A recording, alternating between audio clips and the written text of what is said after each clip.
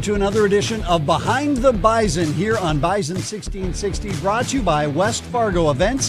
Find them online at westfargoevents.com. It's Chris Hansen here with the radio voice of the Bison, Jeff Culhane. Quarterfinal matchup, NDSU, I think for the 75th year in a row, now making the quarterfinals in the FCS playoffs. Right. Headed to Huntsville, Texas. A familiar foe in Sam Houston. We're going to start with this. Sam Houston, not the old, let's see how many points we can score and run you out of the place, Sam Houston. This is a pretty darn good defensive team.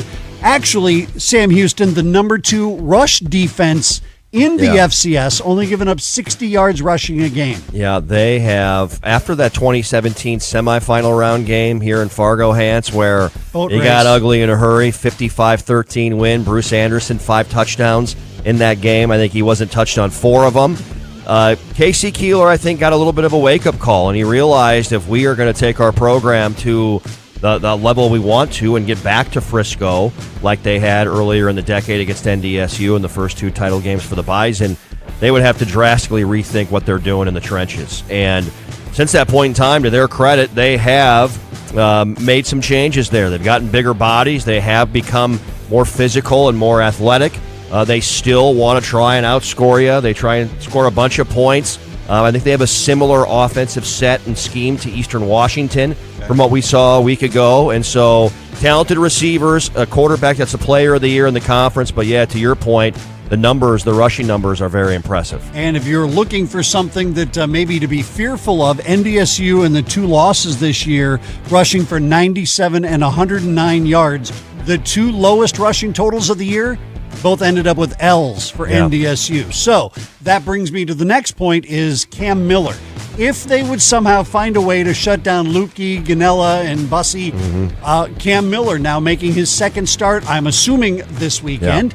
Yeah. What do we expect there then? Are they going to ask more of Cam? Well, obviously quarterback run is a big part of this offense, and we saw down 14-0 on Saturday that something needed to happen, and Cam in the running game provided a spark. You know, he scores the first touchdown of the game with his legs, got good blocking up front from the Rams, and I think for Cam, decision-making is going to be important in this game because I like Sam Houston's linebackers from a standpoint of their speed, their athleticism.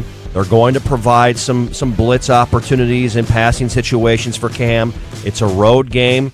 They're hyped up about this game down in Huntsville, Texas, so I don't know if we'll get to 50% capacity or not, but I think there'll be a decent showing of fans down there for the game. And so, you know, in situations where we're backed up or we have to make a play on the road against a good team, the 2 seed in this tournament, decision-making from Cam Miller, the true freshman, is going to be important. All right, one final question here behind the Bison, brought to you by West Fargo Events and westfargoevents.com.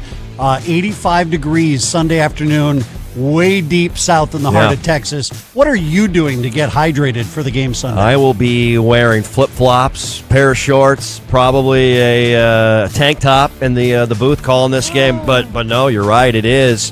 It's a big Jim Cramer week, right? Yep. I mean, getting these guys as ready for a climate that we're not used to right now.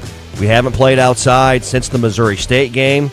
That was a 50-degree, 60-degree day down in Springfield, and a nice day, but certainly not 83, 84 degrees and 50% humidity in South Texas. So that part of it will be intriguing, and how this group holds up through some of that.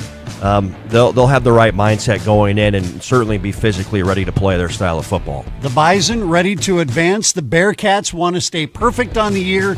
Something's got to give. Thanks for watching another episode of Behind the Bison here on Bison 1660.